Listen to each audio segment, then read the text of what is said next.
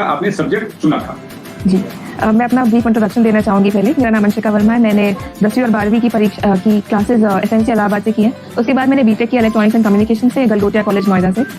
2018 में मेरी BTech complete हुई। उसके बाद मैं सिविल सेवा की परीक्षा की तैयारी में लग गई और 2 साल की तैयारी के बाद मैंने एग्जाम दिया। 2020 वाला एग्जाम मेरा निकल गया, क्लियर हो गया है और उसमें मेरी 136 रैंक आई है ऑल इंडिया।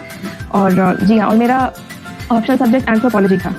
और ठीक है, आपने सब्जेक्ट आईएएस में क्या सोच करके रखा और कौन कौन से सब्जेक्ट आपने चूज किया? जी प्री में कौन से सब्जेक्ट थे, मेंस में कौन से सब्जेक्ट? जी प्री के सब्जेक्ट सभी के लिए कॉमन है, वो जनरल स्टडीज है और सीसैट है। सीसैट एक एप्टीट्यूड टेस्ट है, उसमें मैथ्स, इंग्लिश, रीजनिंग जैसी चीजें पूछी जाती हैं। वो सिर्फ एक क्वालिफाइंग पेपर है। जो जनरल स्टडीज का पेपर है उसमें history, geography, polity, environment, economics, wide ranging topic पूछे जाते हैं और करंट अफेयर्स का उसमें बहुत ज़्यादा बड़ा रोल होता है। तो ये चीज़ें हैं जो मुझे प्रिपेयर करनी पड़ी। या किसी भी एस्पायरेंट को इन चीज़ों का मेन ध्यान रखना चाहिए जब वो प्रीलिम्स की तैयारी कर रहे हो।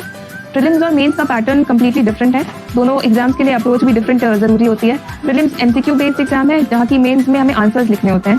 तो उसमें जनरल स्टडीज़ के 4 पेपर होते हैं, GS 1, 2, 3, 4 और उसके साथ साथ ऑप्शनल के भी 2 पेपर होते हैं और साथ में 2 कंपलसरी पेपर्स होते हैं, हिंदी और इंग्लिश के, और एक ऐसे का पेपर होता है। तो इन सभी पेपर्स के लिए एक अलग स्ट्रैटेजी बनानी पड़ती है और उसके अकॉर्डिंग प्रिपेयर करना होता है। मेंस का सिलेबस बहुत वेल डिफाइंड है, तो उसके अकॉर्डिंग एस्पायरेंट्स अपने नोट्स प्रिपेयर कर सकते हैं और नोट्स प्रिपेयर करके उन्हें रिवाइज करके मेंस की प्रैक्टिस करके उसको क्लियर किया जा सकता है।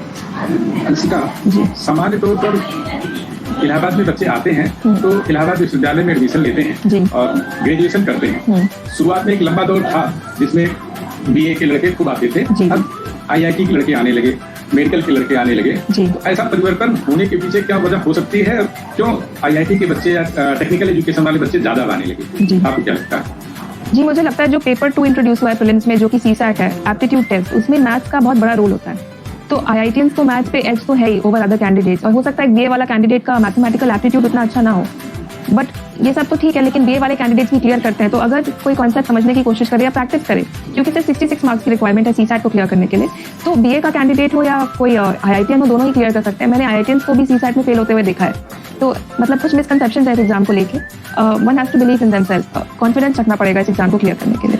जो बच्चे आईएएस की या पीसीएस की तैयारी कर रहे हैं जी, उनके लिए आप क्या सुझाव देंगे कि तैयारी करते समय विषयों का चयन कैसे करें और क्या सोचकर, क्या देखकर करें? जी, ऑप्शनल सब्जेक्ट का जो सिलेक्शन है वो बहुत इंपॉर्टेंट रोल प्ले करता है, क्योंकि जनरल स्टडीज में एक जैसे मार्क्स मिलते हैं कैंडिडेट्स को, बट ऑप्शनल में मार्क्स बहुत ज़्यादा वेरी करते हैं। तो सिलेक्शन के लिए ये जरूरी है कि आप अपना इंटरेस्ट एरिया जानें। मैंने भी 2-3 सब्जेक्ट्स पढ़ने की कोशिश की स्टार्टिंग में। मैंने ज्योग्राफी, साइकोलॉजी और एंथ्रोपोलॉजी को शॉर्टलिस्ट किया था कि हो सकता है कि इसमें मेरा इंटरेस्ट हो। फिर मैंने एंथ्रोपोलॉजी पढ़ा, मुझे उसमें इंटरेस्ट आया। मैंने टॉपर स्टॉक देखी, टॉपर स्ट्रैटेजी देखी, मुझे लगा कि हाँ, स्कोर्स भी अच्छे मिल रहे हैं और सब्जेक्ट भी बहुत इंटरेस्टिंग है। मेरे लिए नया था बट मैंने ट्राई किया। तो सिलेक्शन जब कर रहे हैं ऑप्शन का, interest plays a very major role, मैं ये कहना चाहूँगी।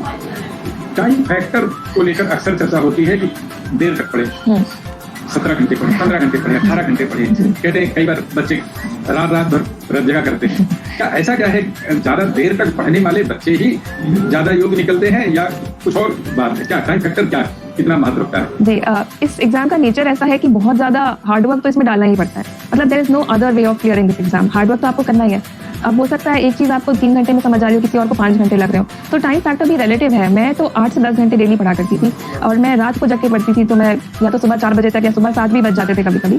तो इस रिलेटिव, मेरे फ्रेंड्स कुछ थे जो सुबह 6 बजे उठ के पढ़ते थे, बट मैंने एक कॉमन चीज़ नोटिस की है कि 8 से 10 घंटे की रेगुलर कंसिस्टेंट पढ़ाई सभी ने किया। जितनों ने, मेरे दोस्तों ने क्लियर किया, उसका नहीं भी क्लियर हुआ बट एफर्ट सबने डाला है इतना कम से कम।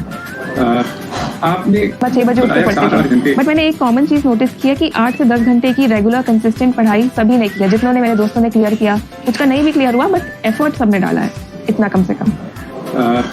आपने बताया 7-8 घंटे पढ़े, क्या 7-8 घंटे को कैसे मैनेज करें? जो बच्चे तैयारी कर रहे हैं वो अपने आवर्स को कैसे मैनेज करें कि उनकी पढ़ाई पूरी हो सके? जी, तो दिन को प्लान रखें, पहले से प्लान रखें और दिन को डिवाइड कर सकते हैं वो 2-3 पोर्शंस में, क्योंकि एक ही सब्जेक्ट पूरे दिन पढ़ेंगे बोरिंग हो जाएगा और सकता है प्रोडक्टिविटी भी कम हो जाए।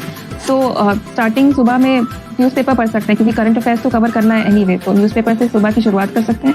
और उसके बाद जीएस को कुछ टाइम दे सकते हैं। मैं 2-3 घंटे या 3-4 घंटे जीएस को देती ही थी। जीएस के सब्जेक्ट्स जैसे हिस्ट्री है, इकोनॉमिक्स है, इन सबको पढ़ती थी। और जब ऑप्शनल पढ़ रही होती थी तो उसको भी कम से कम 3-4 घंटे देती थी। तो एक ब्रेकअप कर ले पूरे दिन को एंड वाइडली डिसाइड कर ले कि किस सब्जेक्ट में ज़्यादा टाइम लगेगा। ऑप्शनल में ज़्यादा टाइम लगता है क्योंकि उसका कोर्स लेंथी है, तो उसको ज़्यादा टाइम देना पड़ता है मोस्टली। आप